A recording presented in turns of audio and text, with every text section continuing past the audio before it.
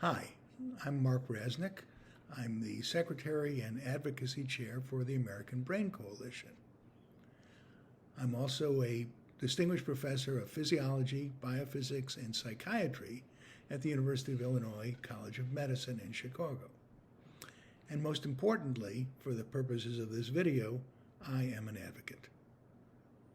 What I wanted to talk to you about was how to best conduct yourself and how to be most effective in your visits to Washington to advocate for brain disorder, for more research, for better treatment, for basically advocate for the good of those people suffering with brain disorder. Whether you're a researcher or a clinician or a patient advocate, it's all the same.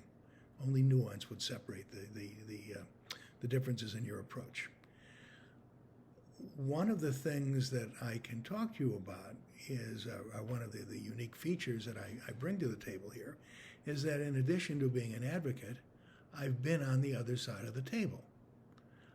I served in a sabbatical year as a staff fellow for the late Senator Edward M. Kennedy in the Health Committee in the United States Senate. So I've been on the side of the table listening to advocates as well as being an advocate. So I wanted to give you some tips on how to be most effective. What are the things that you should be doing? Well, first of all, you'll probably be going to be going to Washington as a group. And in that group, most likely you will have a professional from a firm that's designed to convey advocacy that's going to be working with you. So that person who's working with you is going to enable you to develop a message. And that message has to be consistent, and it has to be consistent amongst all the members of the group. Otherwise, you'll be diffused, your message will be lost. The staffer or the member of Congress that you're speaking with will not hear you, and you won't be effective. So make sure that everyone is unified in the message that they want to give, and make sure that they don't stray from that or for some personal issue. Secondly, you're going to show up on time. You're going to be dressed appropriately, and in the Senate and the House for males, that means a suit, and for women, that means something that is equivalent. When you go into the office, what you're going to do, you're probably going to meet with a staffer, and you need to be respectful because these staffers really have a lot of sway over the way that their member is going to conduct themselves. So you basically are talking to the person with the voice of the senator or House member. And you're going to stand there and say to them one of three things. If you are an advocate from a disease group, you probably want to tell a story of how that disease has affected either someone you love or yourself.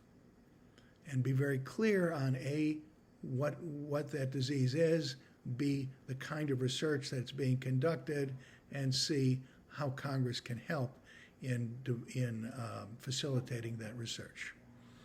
If you are a provider, you want to talk about, again, how difficult it is to treat this disease and what you've gone through, yet how on the horizon there are treatments that could be forthcoming, and the only way to address them is with more resources directed towards doing the appropriate research.